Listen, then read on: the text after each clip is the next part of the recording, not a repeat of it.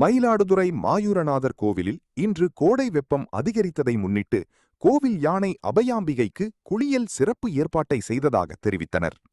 மயிலாடுதுறை மாயூரநாதர் கோவில் யானை அபயாம்பிகை மயிலாடுதுறை மக்களின் அன்பையும் பக்தர்களின் கவனத்தை ஈர்க்கும் அம்சமாக திகழ்கிறது.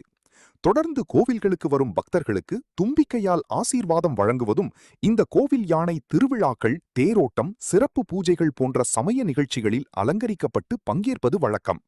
அந்த வகையில் இன்று கோடை வெப்பம், வெயிலின் தாக்கம் அதிகரித்து காணப்படுவதால் யானைக்கு தினசரி குளியல் அளிக்க வேண்டும் என்று எண்ணி தினமும் காலை மாலை என இரு வேளைகளிலும் யானைக்கு குளியல், நடைப்பயிற்சி, ஓய்வு இவற்றை வழக்கமாக செய்து வருவதுடன் அவற்றுக்கு தேவையான கரும்பு, வாழைப்பழம், தேங்காய் போன்ற உணவுப் பொருட்களையும் தொடர்ந்து வழங்கி வருகின்றனர்.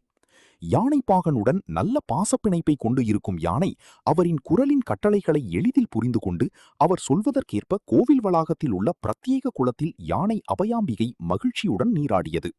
தண்ணீரில் சுறுசுறுப்பாக விளையாடிய அபயாம்பிகையை பக்தர்கள் ஆர்வமுடன் கண்டு ரசித்தனர்.